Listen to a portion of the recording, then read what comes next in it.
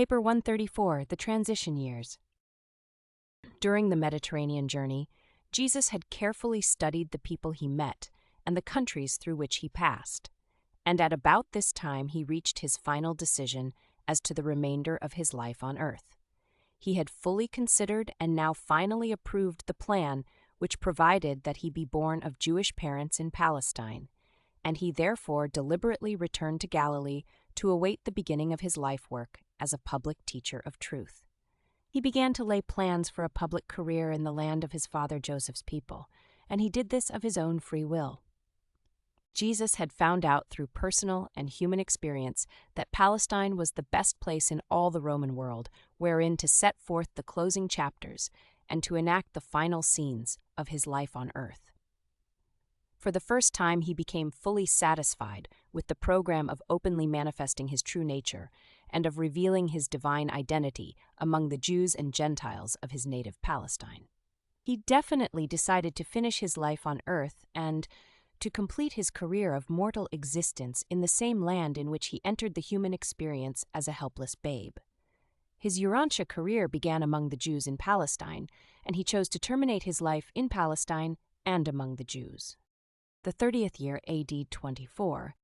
After taking leave of Gonod and Ganid at Charax in December of AD 23, Jesus returned by way of to Babylon, where he joined a desert caravan that was on its way to Damascus. From Damascus he went to Nazareth, stopping only a few hours at Capernaum, where he paused to call on Zebedee's family. There he met his brother James, who had sometime previously come over to work in his place in Zebedee's boat shop. After talking with James and Jude, who also chanced to be in Capernaum, and after turning over to his brother James the little house which John Zebedee had managed to buy, Jesus went on to Nazareth. At the end of his Mediterranean journey, Jesus had received sufficient money to meet his living expenses almost up to the time of the beginning of his public ministry. But aside from Zebedee of Capernaum and the people whom he met on this extraordinary trip, the world never knew that he made this journey. His family always believed that he spent this time in study at Alexandria. Jesus never confirmed these beliefs. Neither did he make open denial of such misunderstandings. During his stay of a few weeks at Nazareth, Jesus visited with his family and friends, spent some time at the repair shop with his brother Joseph, but devoted most of his attention to Mary and Ruth. Ruth was then nearly 15 years old, and this was Jesus' first opportunity to have long talks with her since she had become a young woman. Both Simon and Jude had for some time wanted to get married, but they had disliked to do this without Jesus' consent. Accordingly, they had postponed these events, hoping for their eldest brother's return. Though they all regarded James as the head of the family in most matters, when it came to getting married, they wanted the blessing of Jesus. So Simon and Jude were married at a double wedding in early March of this year, a 24. All the older children were now married. Only Ruth, the youngest, remained at home with Mary. Jesus visited with the individual members of his family quite normally and naturally, but when they were all together, he had so little to say that they remarked about it among themselves. Mary especially was disconcerted by this unusually peculiar behavior of her firstborn son. About the time Jesus was preparing to leave Nazareth, the conductor of a large caravan which was passing through the city was taken violently ill, and Jesus, being a linguist, volunteered to take his place.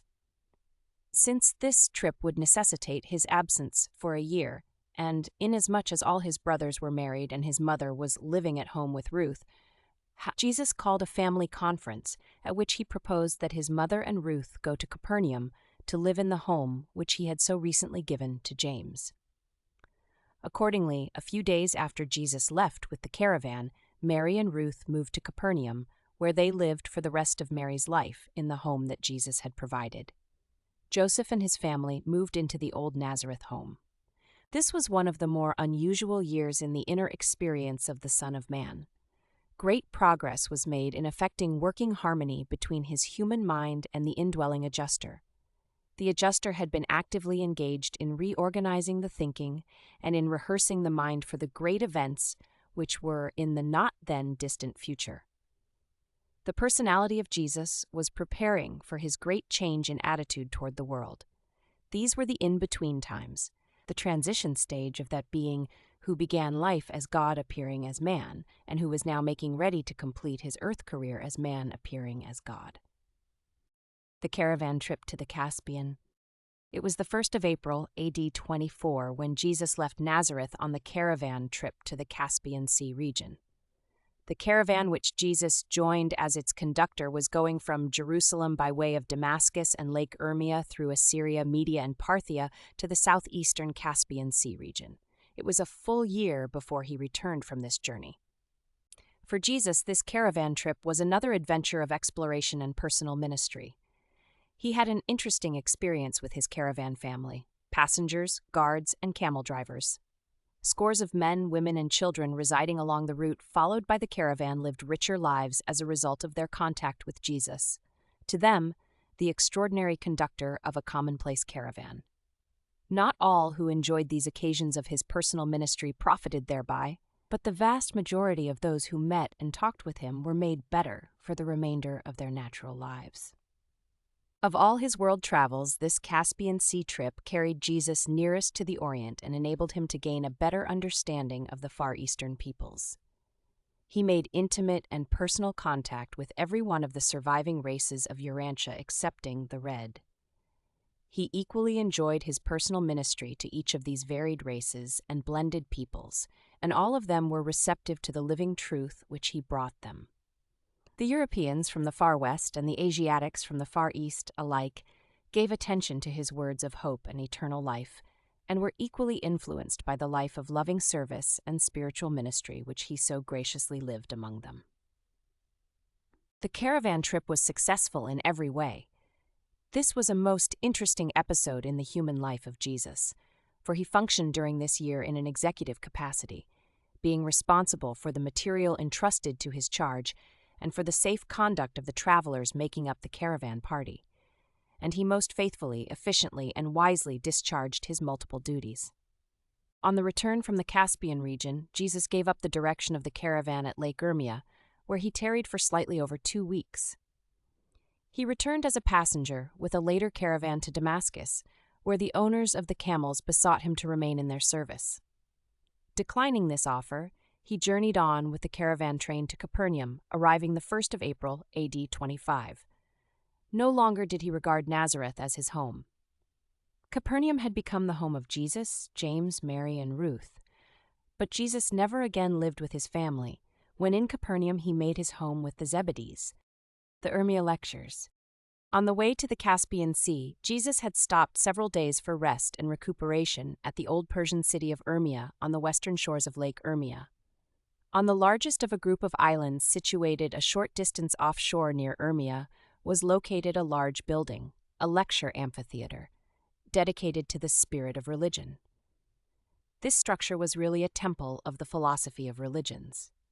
This temple of religion had been built by a wealthy merchant citizen of Urmia and his 3 sons. This man was Symboiton, and he numbered among his ancestors many diverse peoples. The lectures and discussions in this school of religion began at 10 o'clock every morning in the week. The afternoon sessions started at 3 o'clock, and the evening debates opened at 8 o'clock. Symboiton, or one of his 3 sons, always presided at these sessions of teaching, discussion, and debate. The founder of this unique school of religions lived and died without ever revealing his personal religious beliefs.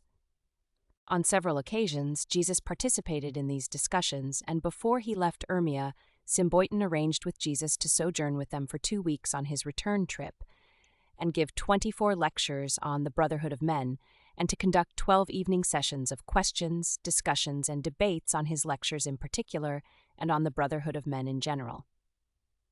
In accordance with this arrangement, Jesus stopped off on the return trip and delivered these lectures. This was the most systematic and formal of all the master's teaching on Urantia. Never before or after did he say so much on one subject as was contained in these lectures and discussions on the brotherhood of men. In reality, these lectures were on the kingdom of God and the kingdoms of men. More than 30 religions and religious cults were represented on the faculty of this temple of religious philosophy. These teachers were chosen, supported, and fully accredited by their respective religious groups.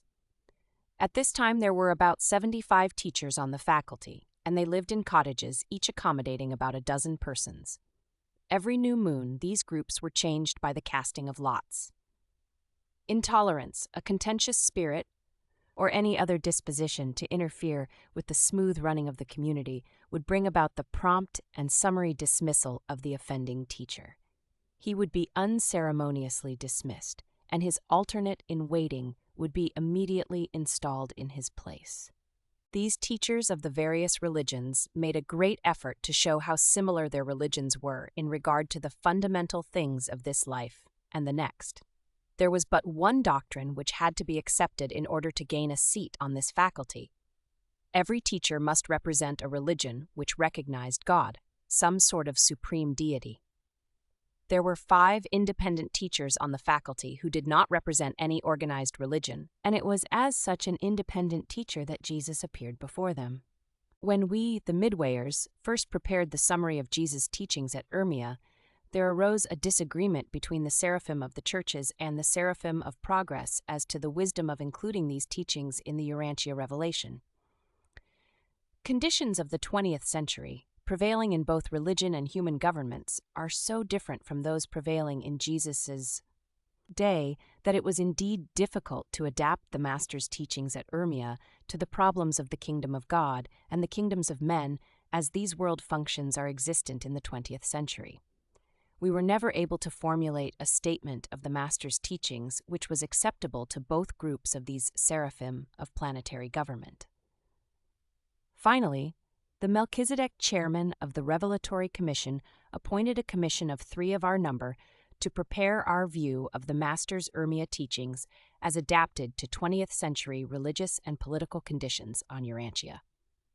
Accordingly, we 3 secondary midwayers completed such an adaptation of Jesus' teachings, restating his pronouncements as we would apply them to present-day world conditions, and we now present these statements as they stand after having been edited by the Melchizedek chairman of the Revelatory Commission.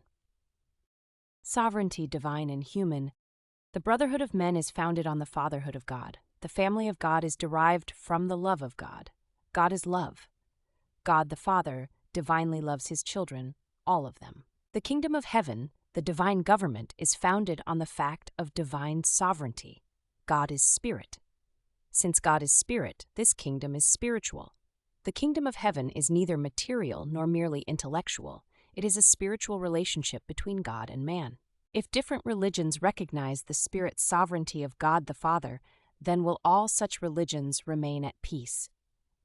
Only when one religion assumes that it is in some way superior to all others, and that it possesses exclusive authority over other religions, will such a religion presume to be intolerant of other religions or dare to persecute other religious believers. Religious peace, brotherhood, can never exist unless all religions are willing to completely divest themselves of all ecclesiastical authority and fully surrender all concept of spiritual sovereignty. God alone is spirit sovereign. You cannot have equality among religions, religious liberty, without having religious wars unless all religions consent to the transfer of all religious sovereignty to some superhuman level, to God himself. The kingdom of heaven in the hearts of men will create religious unity, not necessarily uniformity, because any and all religious groups composed of such religious believers will be free from all notions of ecclesiastical authority, religious sovereignty. God is spirit, and God gives a fragment of his spirit self to dwell in the heart of man. Spiritually, all men are equal. The kingdom of heaven is free from castes, classes, social levels, and economic groups. You are all brethren. But the moment you lose sight of the spirit sovereignty of God the Father, some one religion will begin to assert its superiority over other religions. And then, instead of peace on earth and goodwill among men, there will start dissensions, recriminations, even religious wars, at least wars among religionists.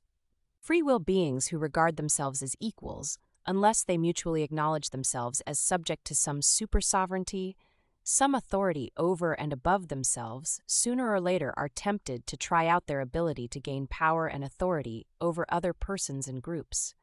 The concept of equality never brings peace except in the mutual recognition of some over-controlling influence of super-sovereignty. The Urmia religionists lived together in comparative peace and tranquility because they had fully surrendered all their notions of religious sovereignty. Spiritually, they all believed in a sovereign God.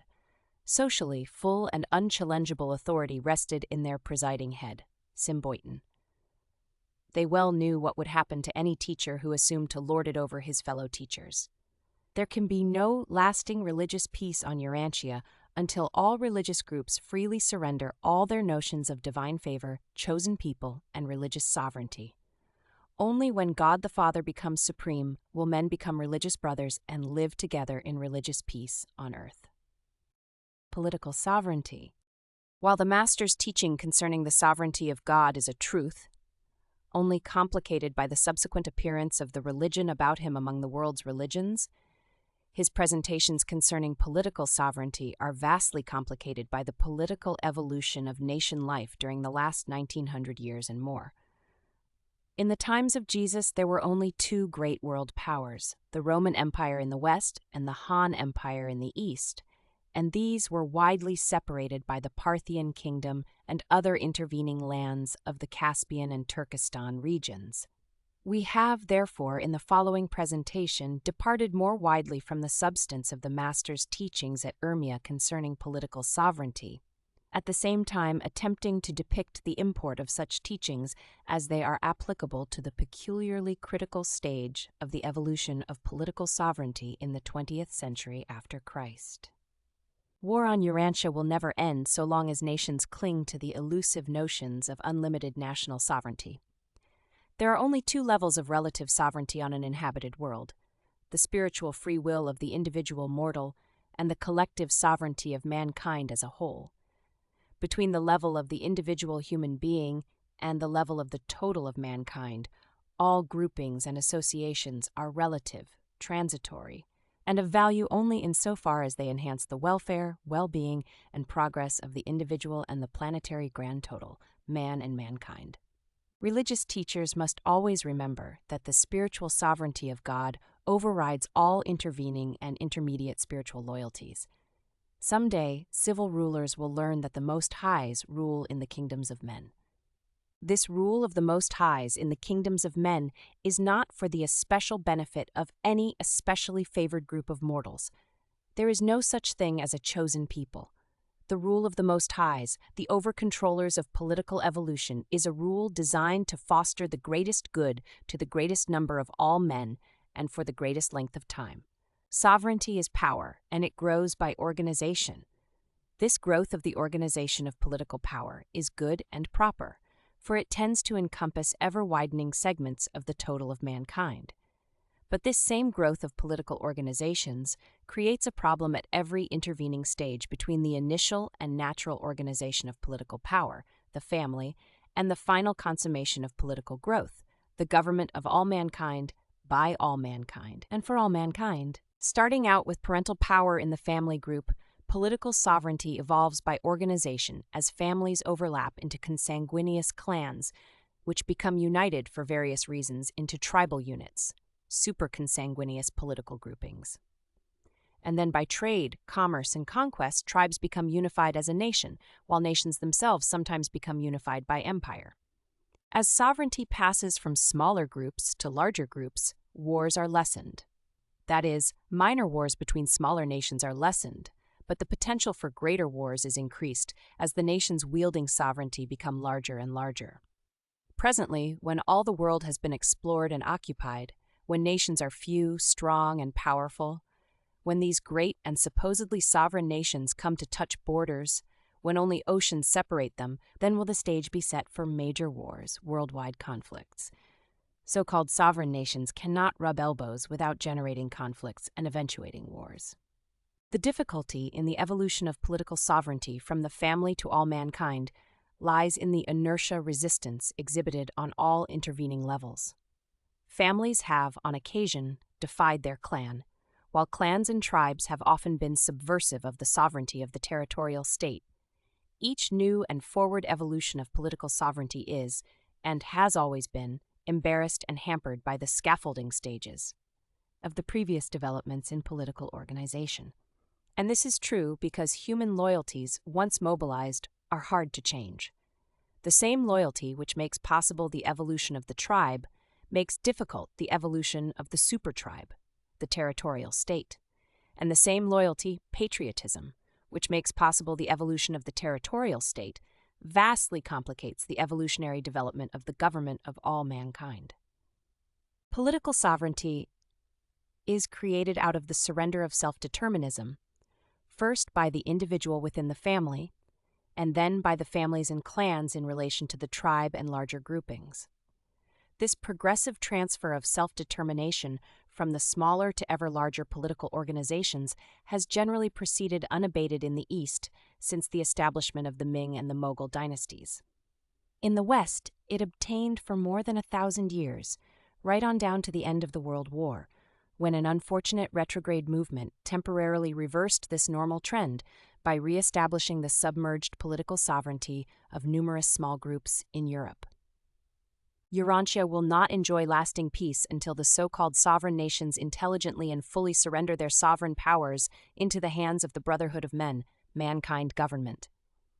Internationalism, leagues of nations, can never bring permanent peace to mankind. Worldwide confederations of nations will effectively prevent minor wars and acceptably control the smaller nations, but they will not prevent world wars nor control the 5 most powerful governments. In the face of real conflicts, one of these world powers will withdraw from the League and declare war. You cannot prevent nations going to war as long as they remain infected with the delusional virus of national sovereignty. Internationalism is a step in the right direction. An international police force will prevent many minor wars, but it will not be effective in preventing major wars, conflicts between the great military governments of Earth. As the number of truly sovereign nations, great powers, decreases, so do both opportunity and need for mankind government increase. When there are only a few really sovereign great powers, either they must embark on the life and death struggle for national imperial supremacy, or else by voluntary surrender of certain prerogatives of sovereignty, they must create the essential nucleus of supranational power which will serve as the beginning of the real sovereignty of all mankind. Peace will not come to Urantia until every so-called sovereign nation surrenders its power to make war into the hands of a representative government of all mankind. Political sovereignty is innate with the peoples of the world. When all the peoples of Urantia create a world government, they have the right and the power to make such a government sovereign. And when such a representative or democratic world power controls the world's land, air, and naval forces, peace on earth and goodwill among men can prevail, but not until then. To use an important 19th and 20th century illustration, the 48 states of the American Federal Union have long enjoyed peace. They have no more wars among themselves. They have surrendered their sovereignty to the federal government, and through the arbitrament of war, they have abandoned all claims to the delusions of self-determination. While each state regulates its internal affairs, it is not concerned with foreign relations, tariffs, immigration, military affairs, or interstate commerce. Neither do the individual states concern themselves with matters of citizenship. The 48 states suffer the ravages of war only when the federal government's sovereignty is in some way jeopardized. These 48 states, having abandoned the twin sophistries of sovereignty and self-determination, enjoy interstate peace and tranquility. So will the nations of Urantia begin to enjoy peace when they freely surrender their respective sovereignties into the hands of a global government, the sovereignty of the Brotherhood of Men. In this world state, the small nations will be as powerful as the great. Even as the small state of Rhode Island has its 2 senators in the American Congress, just the same as the populous state of New York or the large state of Texas. The limited state sovereignty of these 48 states was created by men and for men. The superstate national sovereignty of the American Federal Union was created by the original 13 of these states for their own benefit and for the benefit of men. Sometime the supranational sovereignty of the planetary government of mankind will be similarly created by nations for their own benefit and for the benefit of all men. Citizens are not born for the benefit of governments. Governments are organizations created and devised for the benefit of men. There can be no end to the evolution of political sovereignty short of the appearance of the government of the sovereignty of all men. All other sovereignties are relative in value, intermediate in meaning, and subordinate in status. With scientific progress, wars are going to become more and more devastating until they become almost racially suicidal. How many world wars must be fought, and how many leagues of nations must fail before men will be willing to establish the government of mankind and begin to enjoy the blessings of permanent peace and thrive on the tranquility of goodwill, worldwide goodwill among men. Law, liberty, and sovereignty. If one man craves freedom, liberty, he must remember that all other men long for the same freedom. Groups of such liberty-loving mortals cannot live together in peace without becoming subservient to such laws, rules, and regulations as will grant each person the same degree of freedom while at the same time safeguarding an equal degree of freedom for all of his fellow mortals. If one man is to be absolutely free, then another must become an absolute slave. And the relative nature of freedom is true socially, economically, and politically. Freedom is the gift of civilization made possible by the enforcement of law. Religion makes it spiritually possible to realize the brotherhood of men, but it will require mankind government to regulate the social, economic, and political problems associated with such a goal of human happiness and efficiency. There shall be wars and rumors of wars. Nation will rise against nation, just as long as the world's political sovereignty is divided up and unjustly held by a group of nation-states. England, Scotland, and Wales were always fighting each other until they gave up their respective sovereignties, reposing them in the United Kingdom. Another world war will teach the so-called sovereign nations to form some sort of federation, thus creating the machinery for preventing small wars between the lesser nations. But global wars will go on until the government of mankind is created. Global sovereignty will prevent global wars. Nothing else can. The 48 American free states live together in peace. There are among the citizens of these 48 states all of the various nationalities and races that live in the ever-warring nations of Europe. These Americans represent almost all the religions and religious sects and cults of the whole wide world. And yet here in North America, they live together in peace. And all this is made possible because these 48 states have surrendered their sovereignty and have abandoned all notions of the supposed rights of self-determination. It is not a question of armaments or disarmament. Neither does the question of conscription or voluntary military service enter into these problems of maintaining worldwide peace. If you take every form of modern mechanical armaments and all types of explosives away from strong nations, they will fight with fists, stones, and clubs as long as they cling to their delusions of the divine right of national sovereignty. War is not man's great and terrible disease. War is a symptom, a result. The real disease is the virus of national sovereignty. Urantia nations have not possessed real sovereignty. They never have had a sovereignty which could protect them from the ravages and devastations of world wars. In the creation of the global government of mankind, the nations are not giving up sovereignty so much as they are actually creating a real, bona fide, and lasting world sovereignty which will henceforth be fully able to protect them from all war.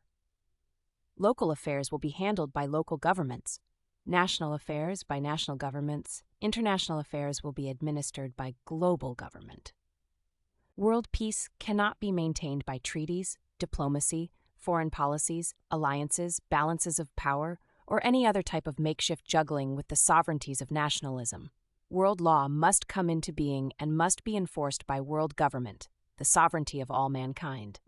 The individual will enjoy far more liberty under world government.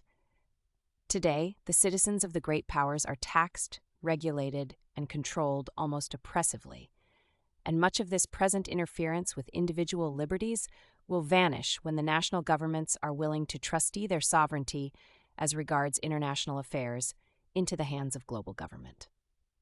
Under global government, the national groups will be afforded a real opportunity to realize and enjoy the personal liberties of genuine democracy. The fallacy of self-determination will be ended. With global regulation of money and trade will come the new era of worldwide peace. Soon may a global language evolve, and there will be at least some hope of sometime having a global religion, or religions with a global viewpoint. Collective security will never afford peace until the collectivity includes all mankind. The political sovereignty of representative mankind government will bring lasting peace on earth, and the spiritual brotherhood of man will forever ensure goodwill among all men. And there is no other way whereby peace on earth and goodwill among men can be realized. After the death of Symboiton, his sons encountered great difficulties in maintaining a peaceful faculty. The repercussions of Jesus' teachings would have been much greater if the later Christian teachers who joined the Urmia faculty had exhibited more wisdom and exercised more tolerance. Symboiton's eldest son had appealed to Abner at Philadelphia for help, but Abner's choice of teachers was most unfortunate in that they turned out to be unyielding and uncompromising. These teachers sought to make their religion dominant over the other beliefs. They never suspected that the oft-referred-to lectures of the Caravan conductor had been delivered by Jesus himself. As confusion increased in the faculty, the three brothers withdrew their financial support, and after 5 years, the school closed. Later, it was reopened as a Mithraic temple, and eventually burned down in connection with one of their orgiastic celebrations. The 31st year AD 25. When Jesus returned from the journey to the Caspian Sea, he knew that his world travels were about finished. He made only one more trip outside of Palestine, and that was into Syria. After a brief visit to Capernaum, he went to Nazareth, stopping over a few days to visit. In the middle of April, he left Nazareth for Tyre. From there, he journeyed on north, tarrying for a few days at Sidon, but his destination was Antioch. This is the year of Jesus' solitary wanderings through Palestine and Syria. Throughout this year of travel, he was known by various names in different parts of the country: the carpenter of Nazareth, the boat builder of Capernaum, the scribe of Damascus, and the teacher of Alexandria. At Antioch, the Son of Man lived for over 2 months, working, observing, studying, visiting, ministering, and all the while learning how man lives, how he thinks, feels, and reacts to the environment of human existence. For 3 weeks of this period, he worked as a tent maker. He remained longer in Antioch than at any other place he visited on this trip. 10 years later, when the Apostle Paul was preaching in Antioch and heard his followers speak of the doctrines of the Damascus scribe, he little knew that his pupils had heard the voice and listened to the teachings of the Master himself. From Antioch, Jesus journeyed south along the coast to Caesarea, where he tarried for a few weeks, continuing down the coast to Joppa. From Joppa, he traveled inland to Jamnia, Ashdod, and Gaza. From Gaza, he took the inland trail to Beersheba, where he remained for a week. Jesus then started on his final tour as a private individual through the heart of Palestine, going from Beersheba in the south to Dan in the north. On this journey northward, he stopped at Hebron, Bethlehem, where he saw his birthplace, Jerusalem. He did not visit Bethany, Beroth, Lebona, Sychar, Shechem, Samaria, Geba, En-Ganim, Endor, Madon. Passing through Magdala and Capernaum, he journeyed on north, and passing east of the waters of Merom, he went by Karata to Dan, or Caesarea Philippi. The indwelling thought adjuster now led Jesus to forsake the dwelling places of men and betake himself up to Mount Hermon, that he might finish his work of mastering his human mind and complete the task of effecting his full consecration to the remainder of his life work on earth. This was one of those unusual and extraordinary epochs in the Master's earth life on Urantia. Another and very similar one was the experience he passed through when alone in the hills near Pella, just subsequent to his baptism.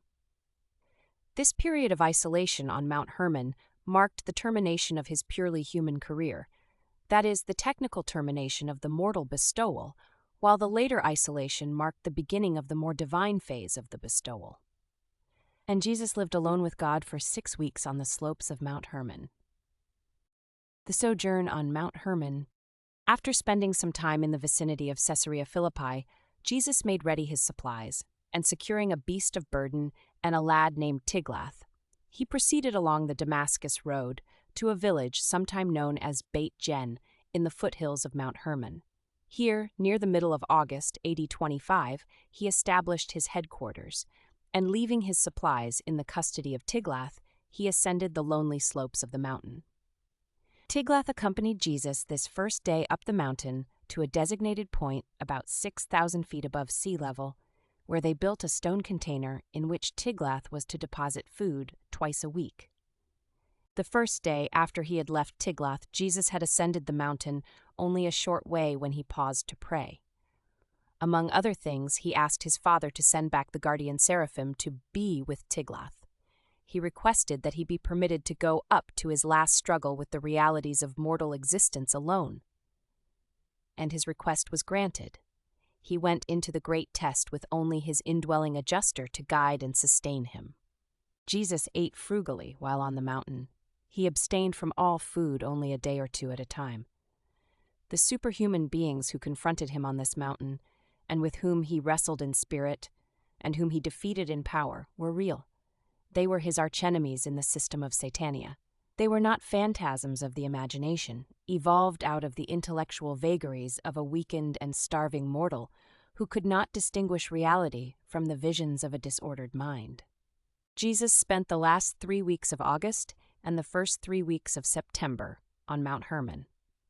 During these weeks, he finished the mortal task of achieving the circles of mind understanding and personality control. Throughout this period of communion with his Heavenly Father, the indwelling adjuster also completed the assigned services. The mortal goal of this earth creature was there attained. Only the final phase of mind and adjuster attunement remained to be consummated. After more than 5 weeks of unbroken communion with his Paradise Father, Jesus became absolutely assured of his nature and of the certainty of his triumph over the material levels of time-space personality manifestation. He fully believed in, and did not hesitate to assert, the ascendancy of his divine nature over his human nature.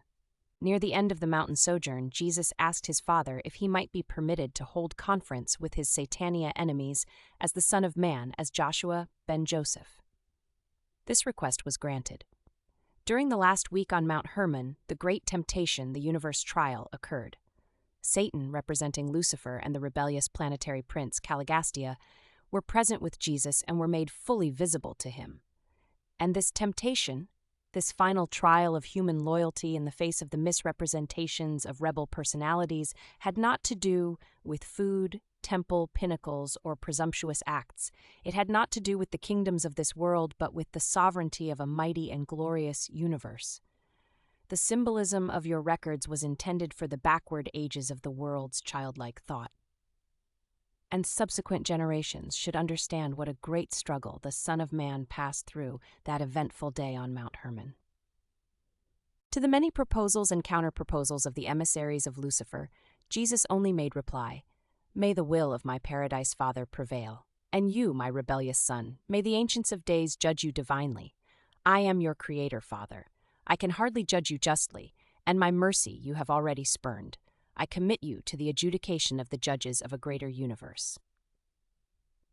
To all the Lucifer-suggested compromises and makeshifts, to all such specious proposals about the incarnation bestowal, Jesus only made reply, "The will of my Father in paradise be done." And when the trying ordeal was finished, the detached guardian seraphim returned to Jesus' side and ministered to him. On an afternoon in late summer, amid the trees and in the silence of nature, Michael of Nebadon won the unquestioned sovereignty of his universe. On that day, he completed the task set for Creator sons, to live to the full, the incarnated life in the likeness of mortal flesh on the evolutionary worlds of time and space. The universe announcement of this momentous achievement was not made until the day of his baptism, months afterward, but it all really took place that day on the mountain.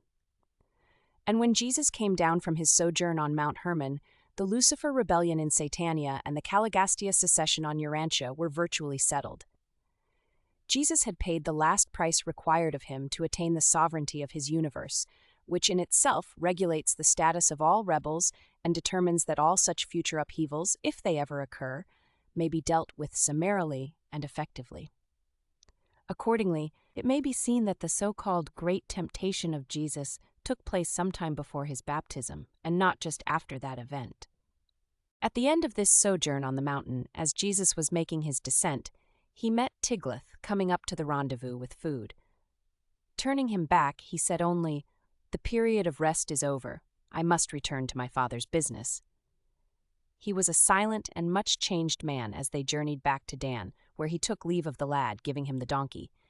He then proceeded south by the same way he had come, to Capernaum. The time of waiting? It was now near the end of the summer, about the time of the Day of Atonement and the Feast of Tabernacles. Jesus had a family meeting in Capernaum over the Sabbath, and the next day started for Jerusalem with John the son of Zebedee, going to the east of the lake and by Gerasa and on down the Jordan Valley. While he visited some with his companion on the way, John noted a great change in Jesus. Jesus and John stopped overnight at Bethany with Lazarus and his sisters, going early the next morning to Jerusalem.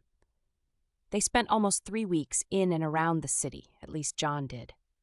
Many days John went into Jerusalem alone, while Jesus walked about over the nearby hills and engaged in many seasons of spiritual communion with his Father in heaven. Both of them were present at the solemn services of the Day of Atonement. John was much impressed by the ceremonies of this day of all days in the Jewish religious ritual, but Jesus remained a thoughtful and silent spectator. To the Son of Man, this performance was pitiful and pathetic. He viewed it all as misrepresentative of the character and attributes of his Father in heaven. He looked upon the doings of this day as a travesty upon the facts of divine justice and the truths of infinite mercy. He burned to give vent to the declaration of the real truth about his Father's loving character and merciful conduct in the universe, but his faithful monitor admonished him that his hour had not yet come. But that night, at Bethany, Jesus did drop numerous remarks which greatly disturbed John, and John never fully understood the real significance of what Jesus said in their hearing that evening. Jesus planned to remain throughout the week of the Feast of Tabernacles with John. This feast was the annual holiday of all Palestine. It was the Jewish vacation time. Although Jesus did not participate in the merriment of the occasion, it was evident that he derived pleasure and experienced satisfaction as he beheld the light-hearted and joyous abandon of the young and the old. In the midst of the week of celebration, and ere the festivities were finished, Jesus took leave of John, saying that he desired to retire to the hills, where he might the better commune with his paradise Father. John would have gone with him, but Jesus insisted that he stay through the festivities, saying, "It is not required of you to bear the burden of the Son of Man. Only the watchman must keep vigil while the city sleeps in peace." Jesus did not return to Jerusalem. After almost a week alone in the hills near Bethany, he departed for Capernaum. On the way home, he spent a day and a night alone on the slopes of Gilboa, near where King Saul had taken his life. And when he arrived at Capernaum, he seemed more cheerful than when he had left John in Jerusalem. The next morning, Jesus went to the chest containing his personal effects, which had remained in Zebedee's workshop, put on his apron, and presented himself for work, saying, "It behooves me to keep busy while I wait for my hour to come." And he worked several months, until January of the following year, in the boat shop by the side of his brother James. After this period of working with Jesus, no matter what doubts came up to becloud James's understanding of the life work of the Son of Man, he never again really and wholly gave up his faith in the mission of Jesus. During this final period of Jesus' work at the boat shop, he spent most of his time on the interior finishing of some of the larger craft. He took great pains with all his handiwork, and seemed to experience the satisfaction of human achievement when he had completed a commendable piece of work. Though he wasted little time upon trifles, he was a painstaking workman when it came to the essentials of any given undertaking. As time passed, rumors came to Capernaum of one John who was preaching while baptizing penitents in the Jordan, and John preached, "The kingdom of heaven is at hand. Repent and be baptized." Jesus listened to these reports as John slowly worked his way up the Jordan Valley from the ford of the river nearest to Jerusalem. But Jesus worked on making boats until John had journeyed up the river to a point near Pella in the month of January of the next year, AD 26, when he laid down his tools, declaring, "My hour has come," and presently presented himself to John for baptism. But a great change had been coming over Jesus. Few of the people who had enjoyed his visits and ministrations as he had gone up and down in the land ever subsequently recognized in the public teacher the same person they had known and loved as a private individual in former years.